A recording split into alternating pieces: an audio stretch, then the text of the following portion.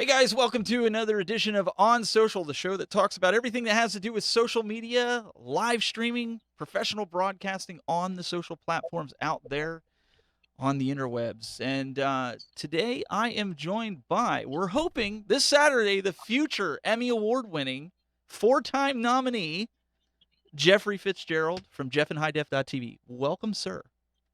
Hey, it's always good to be here. You make me feel like Jerry Cooney with all this talk. It sounds like I'm gonna come out and wrestle somebody. So Well, you know what? Hey, let everybody get hyped up because you did say in the pre-show that they're going to be streaming it, so everybody can tune in and hopefully check it out, right? yeah, it would be really cool. I mean, it's a neat thing. Anytime you're recognized at any level, it's always a great thing, especially by peers in the industry. And that's what I think is so cool about it.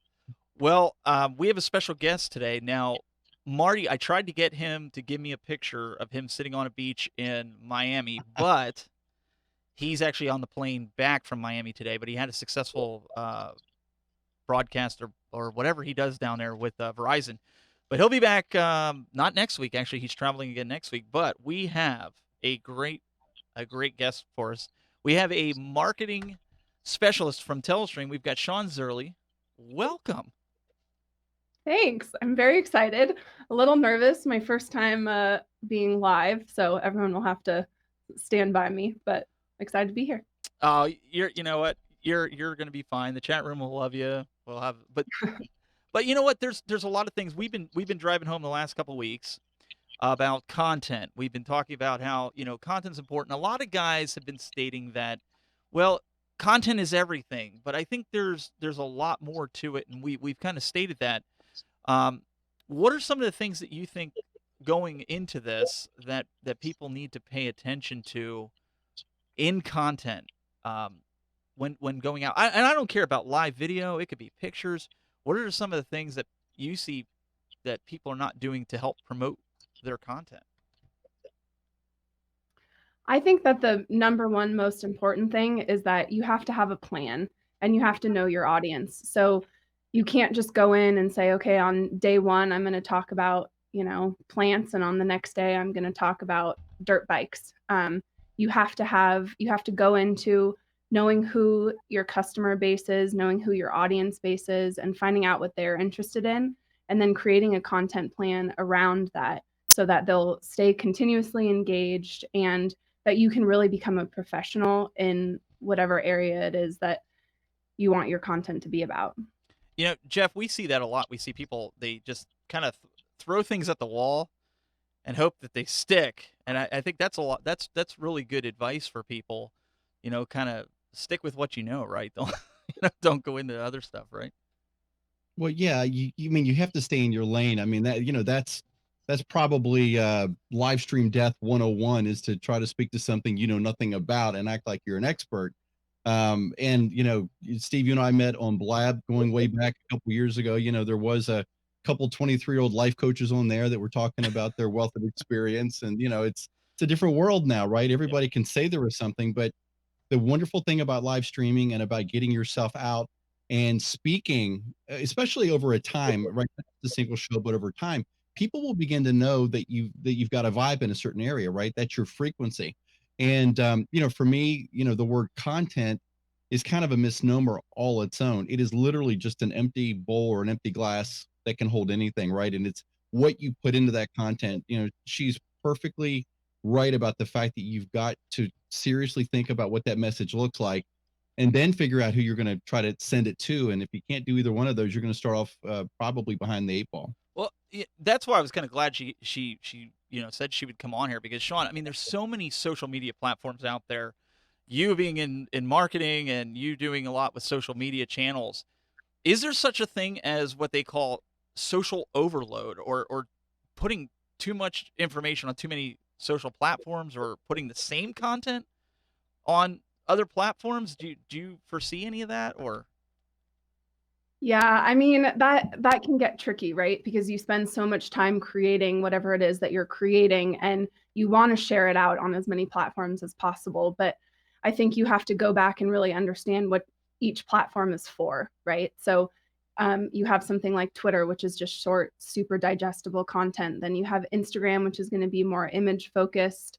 there is some video that's going on there now as well. Then you have YouTube, which is obviously longer form content. So I think the answer is yes and no. I don't think that for each platform you need to go and completely recreate whatever you've done, but you do have to be posting what makes sense on each channel. So keep your long form, don't try and do a long form video on Twitter because that's not what it's meant for, right? So maybe do a description for what your video is and push them back to YouTube. And same thing, do a little image on Instagram, or, do your dance video on TikTok, whatever it is. But I think that you really have to understand the value that each platform brings. And again, knowing your customer and why they're on each platform and what they're expecting to see. What do you think as far as when you talk about, like, Twitter? I personally, and I don't know, Jeff, if you feel the same way. I think Twitter's kind of dying. I mean, in all honesty, I mean, I use it to keep up with people that I met 10 years ago on the internet. But I mean, I spend a lot of time. I love Instagram. It's one of my favorites. Um, Facebook and even kind of YouTube. I wouldn't even classify that as a social platform, but it's really YouTube, or excuse me, Facebook and Instagram. Sean, along those lines, where do you think people should be spending their time? Should they be wasting? And I don't want to say they're wasting their time, but it kind of could be like wasting their time, right? Where do you think people should spend their time for their business, for their brand? Yeah, I mean, Twitter, I think you're right. Unless you're Chrissy Teigen, which I don't know if anyone knows her. She's hilarious and she's on Twitter, but she's about the only person that I know that is still on Twitter. I think that sort of goes back to what I said before, that it depends on what types of content that you're creating. If you're streaming and you're on video, you have to be on YouTube, and you can sort of cross promote on those other channels as you see fit. But I think YouTube is hugely popular, especially just because of the monetization aspects there. And then you have Instagram, which is sort of the same deal, but again, more image focused. I think those, I mean, for me personally, and I think, it depends if you're a B2B business, it gets a little tricky on Instagram, but I still think Facebook is a great resource to use because you have such a breadth of people that are there. So I think those would probably be the top three that I think that you can focus a lot of time and energy in. And then, of course, if you're a business, figuring out ways to be on LinkedIn and speak to the business audience is always going to be a great tool as well. And I know, Jeff, you've been spending a lot of time on LinkedIn doing some of the shows. I mean, have you had any form of success on? I don't know. Success is a broad word, right? Because I mean, It anytime you is. get anybody watching you, but I mean, compared to some of the other platforms like she mentioned. Well, I think LinkedIn has got some unique challenges and some unique opportunities that are, unparalleled. The algorithm with LinkedIn really works off of user engagement. It works off of a lot of criteria that really goes beyond just putting out a really good live stream of great conversation. And it's the kind of thing where if you want to be successful with your posting, you need to be posting, even if you've done a show, you may want to share it 4 or 5 or 6 times over the next 3 or 4 days because of the fact that people come and go and it gets lost in that timeline. And it's harder to find that content. LinkedIn does not have a channelized approach where there's a home for all of your content where I could go and check out, Steve, what you're doing on there a day or 2 or 3 later. And I think Sean brings up a great point is that one of the things I think you have to do as well is you really got to learn the native language of each of the platforms. TikTok is not where you're going to sit down and do an NPR interview with somebody and try to do it in the old school way of, like, you're, some old announcer.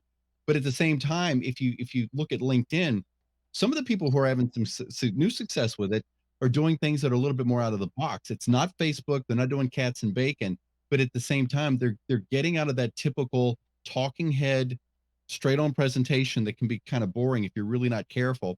And so I think some originality, obviously creativity comes into play there. And it's just a matter of really beginning to learn who that audience is. And I always say, always remember you're talking to a person, not to a group. And that really helps a lot when you start thinking about who that message is for. Sean, do you think, we've gotten this question before, and we've seen people ask this, not just on the show, but I've seen it on social media about hashtags and people overusing hashtags. I mean, I've seen people put it on as a Facebook post and say, if I have somebody that follows me one more time that uses hashtags on their posts, I'm unfollowing you. I'm done with you. What's your take on that? I mean, so hashtags were created as a way for people to search. for certain keywords, right? Hmm. So I think the answer to that question is, when was the last time you typed in a hashtag and actually searched for that? For me, I mean, I don't even remember the last time I did it, you know? I mean, maybe if I was looking for a specific event, which is why a lot of businesses are, you know, sometimes people have certain hashtags that they're using for a campaign, right? And in that way, that makes sense to do. That also makes sense for you as the content creator to keep track of maybe certain pieces that are performing really well. But the overuse of hashtags, it doesn't matter because people aren't searching for it again unless it's something super specific. So I think yes, there is such thing as overuse, and you know, be mindful and really make the right decision when it comes to that, so you don't have people unfollowing you. Yeah, I gotta let my people know that because I was the one. No, but one of the things I said to him was, I use hashtags because it seems like I get more traction, especially on platforms like Facebook, who kind of um, they monitor things, and you don't get in the correct algorithm, if you will. You don't get in front of eyeballs as much unless you're using hashtags. Is that true? I mean, I know in the beginning it was like that, especially on Twitter and some of these other platforms, but Mhm. going forward, is that something that you see? I mean, I've used hashtags since since I started doing any of this stuff. So hashtags on Facebook, I will say that's slightly different just because since Facebook is a platform that people have business interests and personal interests, Mhm. you can actually, if you're doing ads, you can say, I want someone that's interested in X, Y, and Z. And by having those hashtags, that content actually gets pulled into that. So when you're doing promoted posts or you're actually doing a Facebook specific ad, then yes, it will help in that. But in terms of people finding and searching for your content organically, it probably is not going to have that much of an impact. But again, I mean, if you're one of the people that has 500 hashtags, maybe lay off a little bit, but using a few, I don't know that anyone really What are you is trying gonna to what care are you about. trying to tell me, Sean? What are you I'm trying to tell me? I'm trying to make you feel better about. Well, I'm sure my followers, I'm getting close to that 5,000 friend threshold, but I think if I keep throwing hashtags out there, I have a feeling I'm gonna yeah, it's not gonna be good. What about you, Jeff? I mean, do you throw a lot of hashtags out there when you're promoting the fire stuff that you're doing and even your own content? Well, I do use hashtags a lot, especially on LinkedIn. And the great thing about LinkedIn, when you put a post together, it's got a lot of recommended tags that will come up: online video, live streaming, content creator, book authors. I do book trailers and promos and things. And so I think they do help. I mean, if you go back far enough, the hashtag is Sean alluded to. It's really an archaic machine language for programmers. Is really what it was in its early iteration. And so today things have gotten a lot more automated and processed. And while the way they are used is different, I still think that you need to be identifying your content in ways that automated systems can understand it and add value to it and help it get into the right sets of eyes and ears and things like that. So, for me, it's usually 3 to 4, maybe. Every now and then it may be 5, but I think the sweet spot's probably 3 for me. But I think you need to be paying attention to those things. But you're right. If you're throwing out so many of them, you think that alone's going to do it, then your content is probably not where it needs to be because your content should be doing that for you.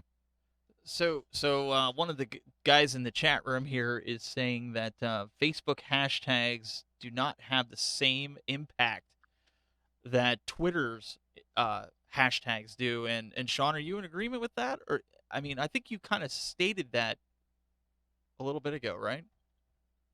Yeah, I mean, I think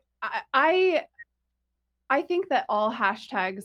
Okay, here's I think you have to look at it. Remember when you're starting to learn how to write essays, right? And you have your key topic. And now that sort of has transcended, and whenever you're writing blog content, for example, you go into the specific keywords so that you can rank. So if anything, I mean, Twitter still for the hashtags, those are basically search mechanisms. So, and it does categorize your content, but you have to make sure it goes back to what I said in the very beginning, that when you're creating your content, it has to fit. You have to be in your niche. You have to understand what your customers want.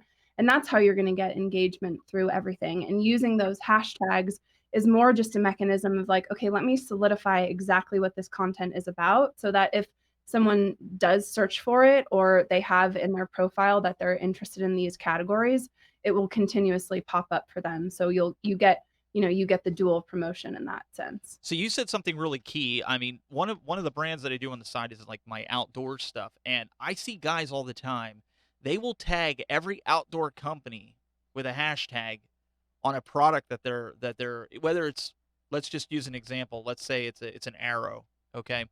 They'll not only tag the arrow company, but they will then tag a sight company, a bow company, a camo company, and based on what you're saying, then they're doing it all incorrectly because it's not going to get them in that targeted group because they're just throwing hashtags at the wall, right? And hoping that they stick and find their way through the interwebs, right?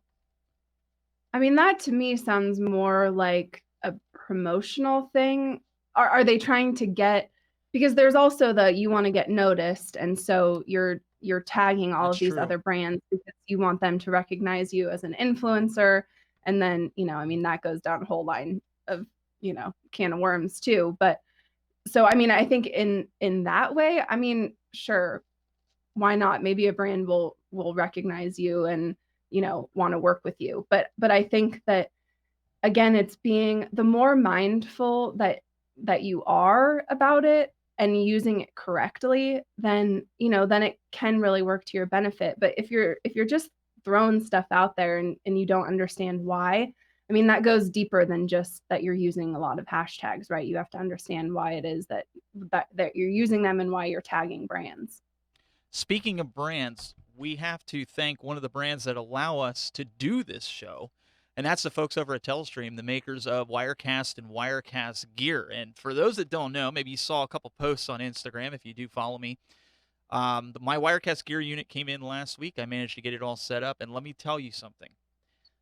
Look for videos coming because I do a complete comparison. I'm going to be doing a comparison between another piece of hardware that for a fraction of the price you can do with Wirecast what you can do with another piece of hardware.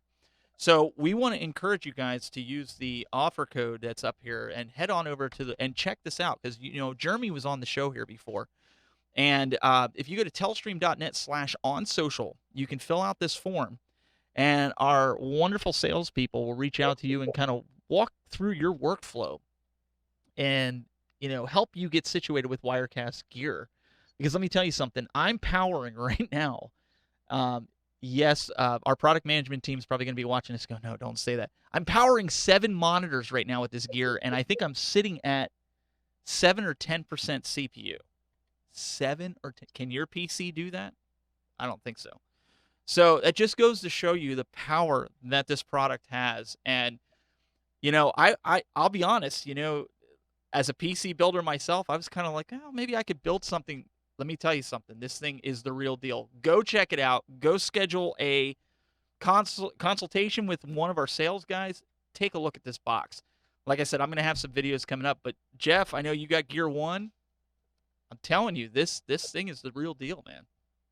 Yeah, it's funny because I was thinking before we went on, I was doing another project here this morning and I was using Wirecast. And the thing I love about it is for the value for the money, you're buying something that traditionally, a couple years ago, you would be spending a lot more money on. And you combine that with something like an X keys system to give you the control surface. Have the capture cards that will bring in a great quality like the Magewells. Especially if you got a gear now, you don't even need that. I think that it's one of these things where what it does is for me, it takes away the peace of mind issue that when you want to use it, that it works, you don't have to worry about it. And, Wirecast is to me the leader in the live stream field for a number of reasons. And, I've just been very happy with them, since I think it was Wirecast 8 when I started with it. But, that's why I got involved in all this and, rose the ranks of getting to know everybody. I was a big fan of the software. So, I love the gear, and I think the new one is really going to make a major inroad in the broadcast community for sure. So, Sean, let's kind of dive back into this because I want to kind of get your take on this about companies and brands getting behind people out there on the web through social media. Do you think it's beneficial for the company that if let's just take for instance, we were talking about Wirecast gear, right? So let's say I'm somebody that just purchased this and I take a picture of it. Is it in Telestream's best interest kind of to get behind that person and kind of follow what they're doing and get that engagement going? Because I see a lot of companies out there that don't do that. Is that something that companies should be doing more, is getting involved with social media, with the content that's being created by their customers and consumers?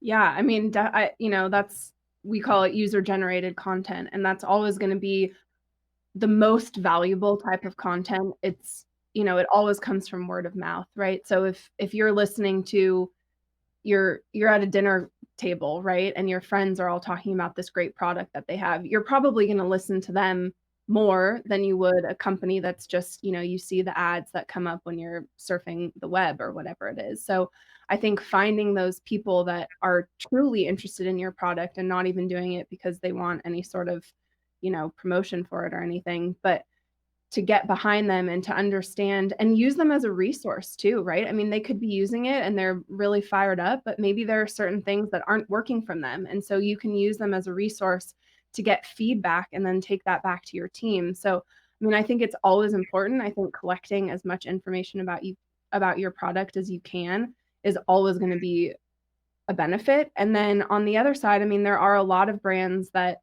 that do reach out. I mean, that's the whole influencer craziness that's happening right now, right? On Instagram and YouTube, people trying out products. So I think there's that side of it, which is maybe a little bit less organic than, say, just the traditional word of mouth stuff. But I think that any time that you can get people as advocates behind your product is always going to be beneficial, unless they're, of course, saying things that are negative, then maybe not. But if they're happy, then yes. I Right. mean, we've seen that here with Telestream. I mean, how many people have sent in their setups, right? And we've shown it, we've sent it off to, Oh yeah. the teams. Telestream definitely gets behind it, but I mean, I don't know. I think companies should do it if they're not doing it. Well, there's no doubt about it. I mean, that's the whole word that social means is social, right? And a lot of times everybody, I think in the old school corporate thinking is, hey, we'll put something out there, we'll get back to them in a month and see who's responded. But social is a relationship. It's the humanization of your brand, and you've got to be able to proactively enter a conversation with somebody and keep that conversation going. And the best way to do that is to let the people that are part of that community have a role in that. And I think that's the biggest difference between old thinking and advertising and marketing and the new thinking, which includes the experience of the customer. It's that whole customer experience component that is extremely important. And smart and savvy companies are going to leverage the people that are not only using the products and services, but they're raving about it. They believe in it, and now you've got a whole army of people who can do the work for you. And it's the real message because it's not articulated from a script. It's authentic, and it's the kind of thing that you would want out there. Sean, going forward here, I'm building a brand and I want to try to get the most out of my brand as possible, promotion wise. What are some suggestions that you would have for me or even the audience that are trying to build the brand? What types of steps should I be taking to get my brand off the ground, or maybe to just get it in front of more eyeballs or companies? What are some of the tips that you could share with people from your experience?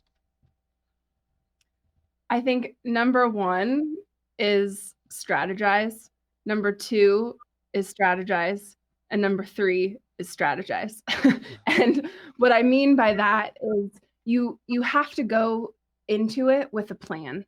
And that's sort of, I think a lot of us we've been touching on that throughout this whole call is, you can't just go and throw stuff on the wall and wait and see what sticks. You have to be meaningful because what Jeff just said, you're building a relationship with these people, right? If it's a big brand, if it's just a single person, whatever it is, you have to you have to be genuine and you have to understand what it is that they're looking for. And if you don't sit down and plan out your content and ask yourself, okay, if I were in their shoes, like what do I want to be watching, right? What do I want to be reading about? If I'm so interested in this topic, let me, brainstorm those things that get you really excited. And I think once you have that plan in place, then number 4 is the creativity part. And I think Jeff also touched on this is that, you can't just be the little bobblehead that's talking on LinkedIn because everyone else is doing that. But if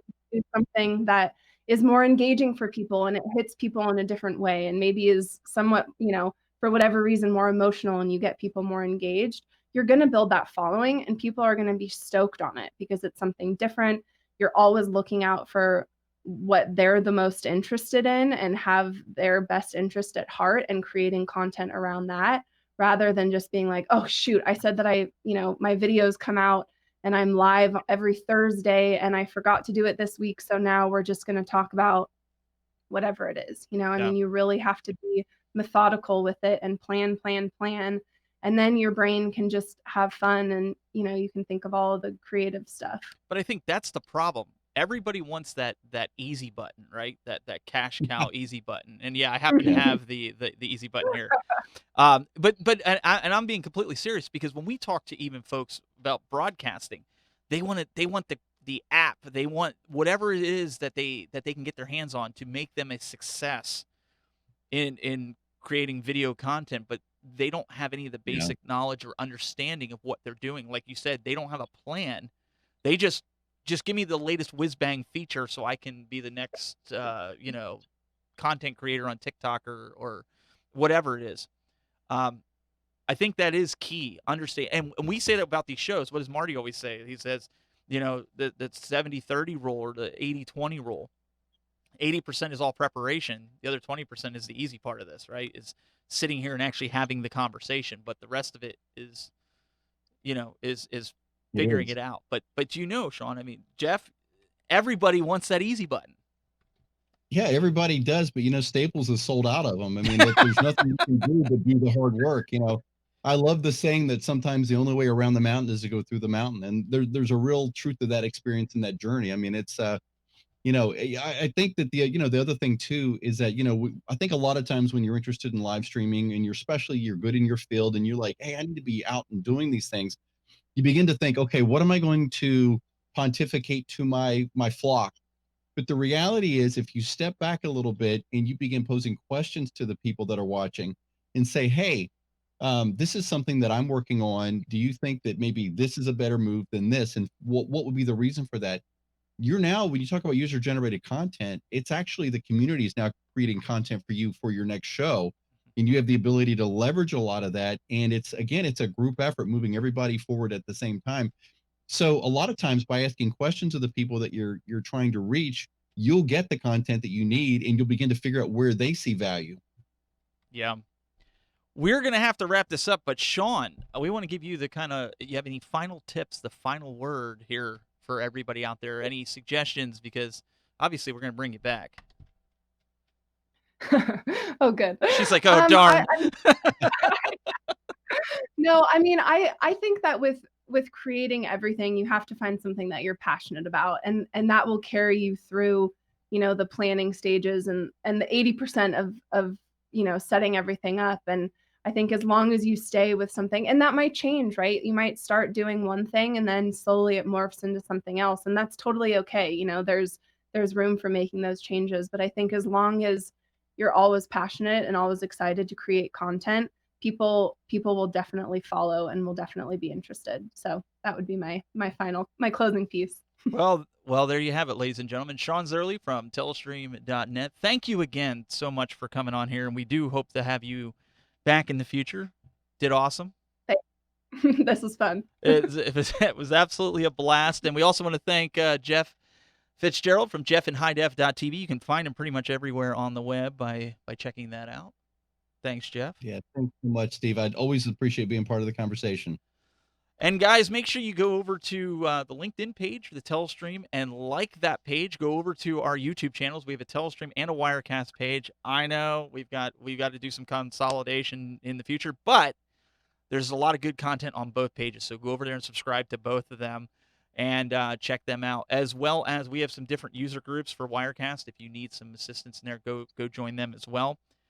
Instagram, another big one. Go check out Telestream on Instagram and follow all the cool things that Telestream's bringing with NAB right around the corner. We're going to have some talking to do about some really cool gear that's probably going to be coming out at NAB, and I know Telestream never disappoints, so we're going to hopefully have some content then.